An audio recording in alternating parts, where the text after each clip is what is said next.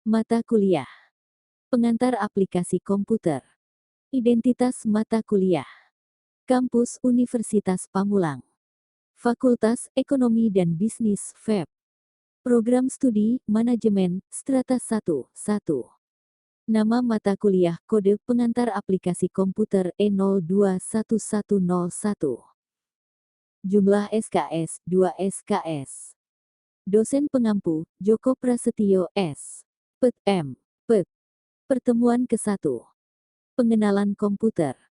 Komputer merupakan kata yang berasal dari bahasa Inggris compute yang berarti menghitung. Sejarah komputer berawal dari ditemukan abakus atau sempoa sekitar 5.000 tahun yang lalu sebagai alat hitung pertama. Alat ini ditemukan pertama kali dalam sejarah Babilonia kuno, berbentuk belahan papan di atasnya ditaburi pasir sehingga orang bisa menulis atau menghitung. Orang Yunani menyebutnya abakos yang berarti menghapus debu. Sejarah komputer. Sebenarnya asal-usul sejarah perkembangan komputer tak dapat lepas dari kebutuhan manusia untuk dapat mengetahui berapa hasil dari suatu perhitungan, mulai dari perhitungan yang sangat sederhana sampai dengan yang sangat rumit. Agar dapat memperoleh suatu informasi dengan tepat dan cepat, manusia selalu berusaha mencari dan menemukan suatu alat bantu hitung dan pengolah data yang lebih baik. Pada mulanya seluruh alat bantu hitung digerakkan secara manual dengan tenaga manusia, periode manual tahun 1000 SM 1641 M, kemudian alat bantu hitung berkembang menggunakan tenaga penggerak mekanik menggunakan roda bergigi yang digerakkan tangan periode mekanis tahun 1642 sampai tahun 1885. Pada perkembangan selanjutnya, alat bantu hitung, mesin mekaniknya mulai menggunakan tenaga listrik periode elektromekanis tahun 1886 sampai tahun 1945, dan pada perkembangan terakhir menggunakan sirkuit elektronik periode elektronik 1946 sekarang. Komputer generasi pertama tahun 1940 sampai tahun 1959. Komputer pada generasi pertama lumayan besar segi ukurannya, kerangka utama, mainframe, saja, hampir sama ukurannya dengan sebuah kamar tamu. Komputer menggunakan tube vakum untuk memproses dan menyimpan informasi. Tabung vakum berukuran seperti permen lampu kecil yang cepat panas dan mudah terbakar, penggunaan daya listrik pun sangat besar. Jumlah tabung vakum yang diperlukan sangat banyak agar komputer tetap dalam keadaan stabil. Beberapa ciri utama dari komputer generasi pertama ini diantaranya menggunakan tabung hampa udara vacuum tubes sebagai sirkuitnya. Ukuran fisik komputer besar sehingga memerlukan ruangan yang luas serta memakai daya listrik yang besar. Memiliki media penyimpanan luar berupa magnetic tape atau magnetic drum. Hanya dapat dikendalikan oleh bahasa mesin, machine language. Komputer pada generasi pertama yang pernah dibuat adalah ENIAC, Electronic Numerical Integrator and Computer. ENIAC, Electronic Numerical Integrator and Computer, yang dikembangkan tahun 1946 oleh John W. Mauchly dan J. Presper Eckert dari Universitas Pennsylvania merupakan first general purpose electronic computer. ENIAC memiliki ukuran 140 meter persegi, dengan ukuran berat 30 ton, menghabiskan daya listrik 130 kW dan 1.800 tabung vakum 70.000 resistor, dan 5 juta titik solder, memori tersimpan di luar dengan memanfaatkan switch dan kabel. UNIVAC Universal Automatic Computer. UNIVAC Universal Automatic Computer merupakan komputer ciptaan Dr. John Mauchly dan Prosper Eckert, pertama diluncurkan tahun 1951 adalah komputer pertama yang sudah menggunakan pita magnetik sebagai media input dan outputnya. Merupakan komputer komersial pertama yang dipakai oleh Biro Sensus Amerika Serikat untuk digunakan dalam menghitung sensus penduduk dan sebagai komputer pertama yang dibuat untuk tujuan aplikasi bisnis. Komputer generasi kedua, 1960. Ditemukannya transistor-transistor sangat berpengaruh terhadap perkembangan komputer. Tube vakum terganti oleh transistor pada radio, televisi dan komputer. Hal ini menyebabkan ukuran mesin-mesin elektrik diperkecil, karena penggunaan tabung telah digantikan oleh transistor dan dioda untuk sirkuitnya. Cara baru untuk menyimpan memori yaitu inti magnetik diperkenalkan. Alat ini menggunakan kawat halus yang dililit. Kemampuan pengelolaan lebih besar. Dan mulai menggunakan bahasa pemrograman level tinggi yaitu dengan FOTRAN 1954 dan COBOL 1959 untuk menggantikan bahasa mesin. Mini komputer dihasilkan yang hemat energi dan harganya pun lebih murah dan lebih kecil dibandingkan dengan komputer terdahulu. Mesin pertama yang memanfaatkan teknologi baru ini adalah superkomputer yang bernama Lark dibuat Prairie Ren dan komputer yang bernama Stretch diciptakan oleh IBM. Sejak tahun 1965, sebagian besar bisnis besar menggunakan komputer generasi ini untuk mengolah informasi keuangan. Komputer generasi ketiga, 1965. Pada generasi ini dimulai sejak IBM International Business Machine memperkenalkan sistem 360 yaitu kerangka utama yang mengandung alat-alat yang lengkap untuk memenuhi semua kebutuhan pemrograman pada waktu tersebut. Sistem 360 program yang tersimpan di dalam komputer dan bahasa pemrograman yang ada di dalamnya memberikan fleksibilitas kepada komputer. Fleksibilitas ini meningkatkan kinerja dengan harga yang pantas bagi penggunaan bisnis. Dengan konsep ini, komputer dapat mencetak faktur pembelian konsumen dan kemudian menjalankan desain produk atau menghitung daftar gaji. Berbagai bahasa pemrograman mulai muncul pada saat itu. Bahasa pemrograman Common Business Oriented Language COBOL dan Formula Translator FORTRAN mulai umum digunakan. Bahasa pemrograman ini menggantikan kode mesin yang rumit dengan kata-kata, kalimat, dan formula matematika yang lebih mudah dimengerti oleh manusia. Hal ini memudahkan seseorang untuk memprogram dan mengatur komputer. Berbagai macam karir baru bermunculan, programmer, analis sistem, dan ahli sistem komputer. Industri piranti lunak juga mulai bermunculan dan berkembang pada masa komputer generasi kedua ini. Adapun contoh komputer generasi ketiga ini di antaranya IBM S360 yang dirancang untuk bisnis dan teknik. General Electric mengeluarkan GE600 dan GE235. National Cash Register mengeluarkan NCR seri Century. Komputer generasi keempat, 1980. Pada generasi keempat ketika penelitian dari mikroelektronik telah sukses menghasilkan sirkuit terpadu atau chip di mana ribuan transistor disatukan di dalam kepingan segi 4 silikon melalui proses large scale integration. Transistor mulai digantikan oleh chip sebagai bahan logika komputer. Mikrokomputer merupakan yang terkecil di dalam family digital komputer digital mulai diproduksi seperti Apple II, IBM PC, NEC PC dan Sinclair. Sistem operasi komputer mulai berkembang dan program bahasa komputer basic Pascal PL1C dan Logo mulai diperkenalkan. Kebanyakan komputer dibuat tersedia dengan bahasa secara binari di dalam ROM untuk bahasa basic. Bahasa ini merupakan bahasa yang paling populer digunakan pada mikrokomputer. Software tambahan juga diperkenalkan untuk membantu solusi masalah. Pada generasi keempat ini, laptop, notebook, handheld dan palmtop, PC tablet diperkenalkan. Karena lebih kecil dari mikrokomputer serta mudah dibawa kemana-mana. Sistem jaringan komputer dan jaringan internet yang luas menggunakan protokol TCP/IP juga diperkenalkan sebagai jaringan kemitraan informasi secara global. Prosesor AMD, prosesor Intel Pentium, Celeron, Pentium 2, Pentium 111 dan Pentium 4 Dual Core, Core Duo, Ore kuat Pentium D, Intel Atom, prosesor Core i3, Core i5, Core i7 mewarnai sejarah perkembangan komputer supramodern saat ini. Komputer generasi kelima. Generasi komputer pada era ini masih bersifat imajinatif berupa ide atau gagasan, VLSI. Very Large Scale Integration adalah komponen yang akan digunakan.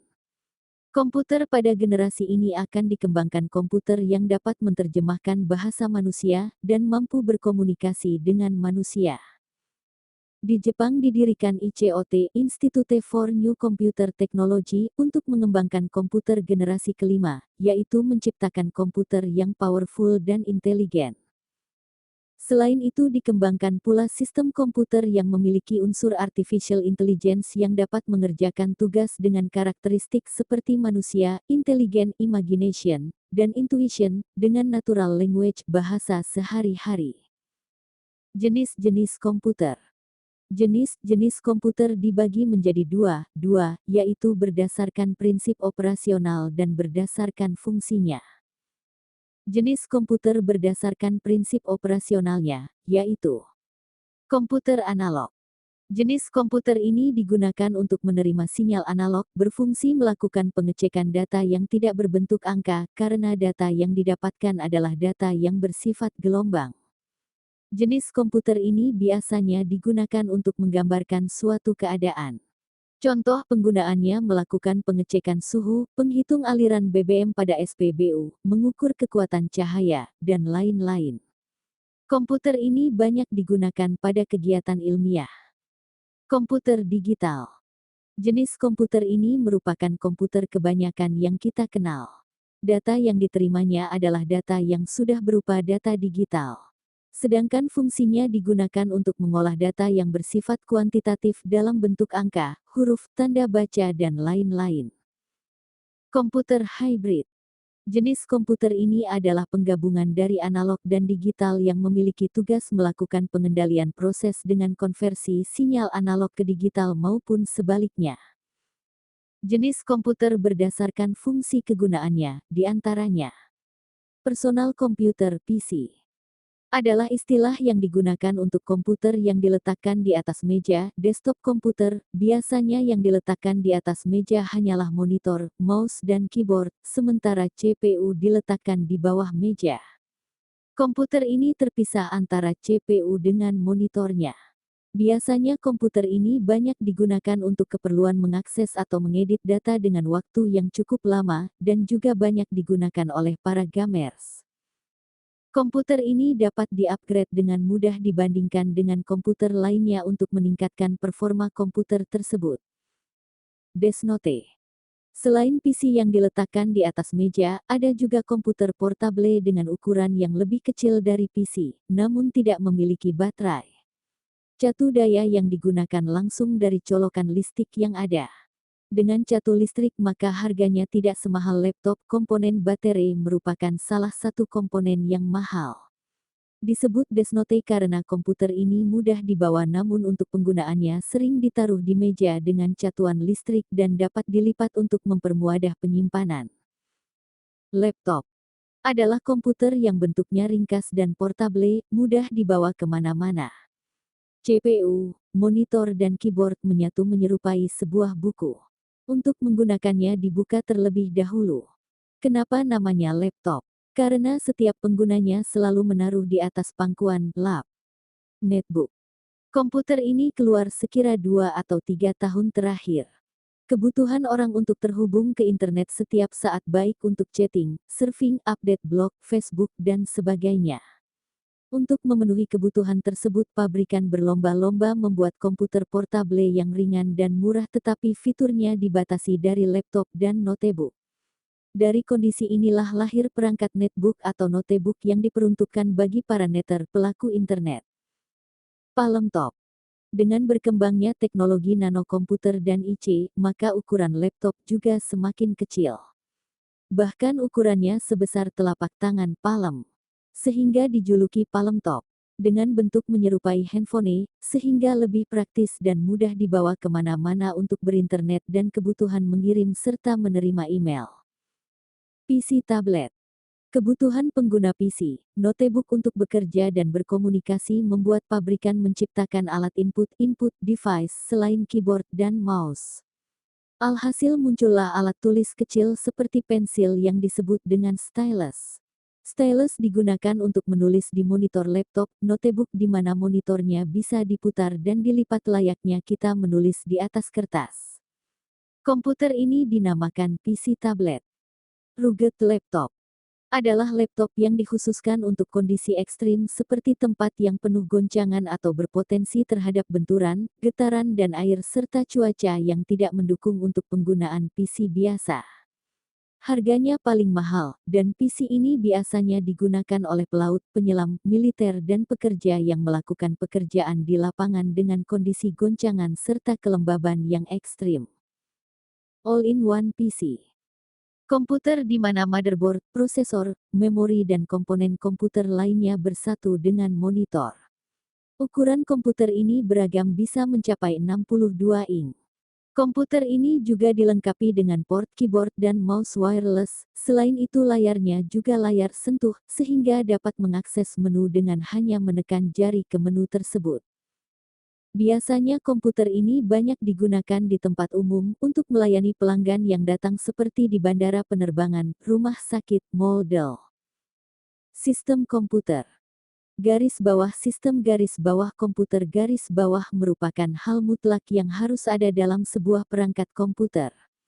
Dalam sistem tersebut dikendalikan oleh beberapa perangkat yang sudah dirancang sedemikian rupa untuk bekerja secara sinergis antara satu perangkat dengan perangkat yang lain sehingga menciptakan sebuah kinerja komputer yang baik dan optimal.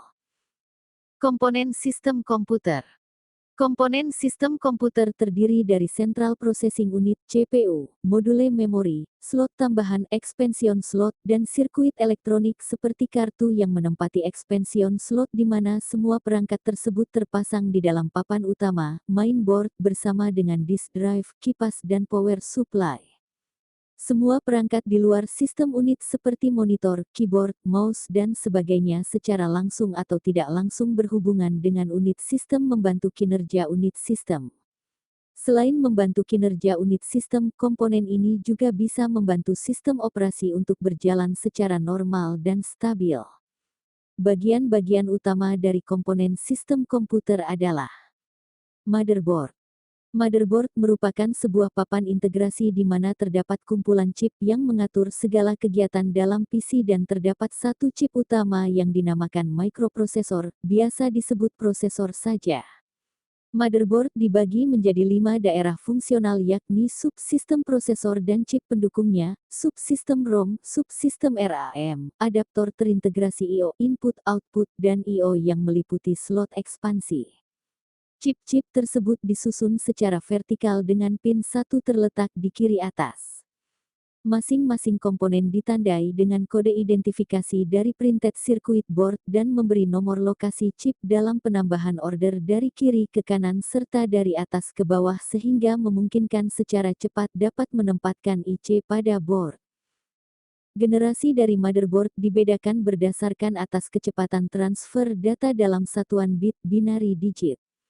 Generasi pertama memiliki kecepatan 8 bit kemudian muncul generasi 16 bit, 32 bit dan 64 bit. Prosesor, BIOS, memori, cache memori, expansion slot dan expansion card, port, elemen sistem komputer. Elemen sistem komputer terdiri dari perangkat keras hardware. Perangkat keras atau dalam bahasa asing disebut hardware ini memiliki arti sebagai perangkat dalam sebuah komputer yang wujudnya terlihat dan berbentuk fisik. Beberapa contoh perangkat keras antara lain prosesor, motherboard, power supply, hard disk dan masih banyak lagi. Dalam perangkat keras sendiri masih dibagi menjadi empat golongan, yaitu perangkat pemproses, perangkat input, perangkat output, dan perangkat penyimpanan data. Perangkat lunak software. Perangkat lunak yang memiliki istilah asing software ini merupakan perangkat yang bekerja dalam konteks pemrograman. Dalam artian, perangkat lunak ini tidak berbentuk fisik seperti hardware. Perangkat lunak hanyalah sebuah program tak terlihat dalam sebuah komputer. Contoh komponen dari perangkat lunak adalah sistem operasi, aplikasi, dan bahasa. Perangkat SDM, brainware. Brainware adalah orang yang mengoperasikan komputer yang memiliki andil dalam sebuah sistem komputer. Pemanfaatan komputer. Dengan semakin besarnya peran komputer dalam membantu manusia dalam kegiatan sehari-harinya, serta semakin banyaknya penemuan-penemuan baru di bidang teknologi yang kesemuanya itu diciptakan untuk kepentingan umat manusia, maka peran komputer akan semakin besar berperan dalam kegiatan sehari-hari. Namun kemajuan teknologi komputer itu selain memberi dampak positif juga menimbulkan dampak negatif yang kurang diperhitungkan sebelumnya. Teknologi memberikan banyak keuntungan pada masyarakat seperti komunikasi yang lebih baik, transportasi yang lebih cepat dan lebih aman, penyelesaian pekerjaan yang lebih cepat dan akurat serta efisiensi dalam penggunaan tenaga kerja. Walaupun tidak terungkap secara terbuka, selalu ada perasaan takut di kalangan masyarakat bahwa akhirnya manusia menjadi budak dari mesin yang diciptakannya sendiri karena banyak posisi penting dalam pekerjaan yang diambil alih oleh mesin dengan alasan biaya, kecepatan kerja dan ketelitian. Banyak kalangan yang berpendapat bahwa mesin pandai akan terwujud dan memasyarakat. Mereka percaya bahwa keberadaan mesin ini akan amat bermanfaat yang akan menindih dampak negatifnya.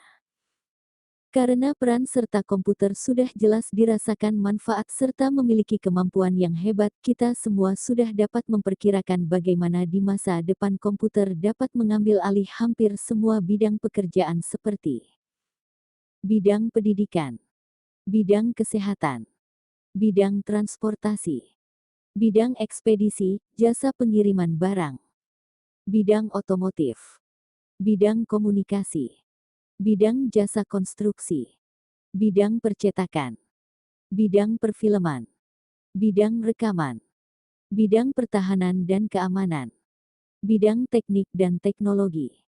Peran komputer dalam masyarakat. Tanpa kita sadari, komputer telah berperan di masyarakat. Hal ini berlaku di negara maju maupun di negara yang sedang berkembang di Indonesia. Komputer sebenarnya tidak berbeda dengan produk teknologi lainnya seperti kereta api, pesawat terbang, mobil televisi dan lain sebagainya. Apa yang membedakan komputer dengan produk lainnya adalah kemampuannya untuk dapat diprogram guna melaksanakan berbagai macam tugas dengan kecepatan dan ketelitian yang tinggi. Pada dasarnya komputer digunakan sebagai alat bantu untuk menyimpan, mengolah dan mengambil kembali data yang diperlukan. Bidang pekerjaan yang berpengaruh secara signifikan terhadap perkembangan komputer diantaranya penyiapan surat menyurat sampai dengan penyimpanan arsip di kantor. Pembuatan film dalam bidang animasi dan efek-efek 3 dimensi. Pencarian buku berdasarkan judul buku dan nama pengarang di perpustakaan. Pelayanan administrasi dan mutu pelayanan medis pada rumah sakit. Pemesanan tiket pesawat terbang pada perusahaan penerbangan domestik maupun internasional. Administrasi negara seperti administrasi data kepegawaian, administrasi data kependudukan, pembuatan KTP, SIM dan lain sebagainya. Saat ini berbagai dampak pada masyarakat mulai timbul dengan perkembangan komputer yang semakin meningkat, di antaranya dampak positif. Komunikasi yang lebih baik. Transportasi data yang cepat dan aman. Pekerjaan selesai lebih cepat dan akurat. Efisiensi tenaga kerja. Dampak negatif. Manusia tergantung dengan komputer. Kehilangan pekerjaan karena komputer lebih cepat dan teliti. Hacker yang merusak data-data dalam komputer walaupun sudah di-password.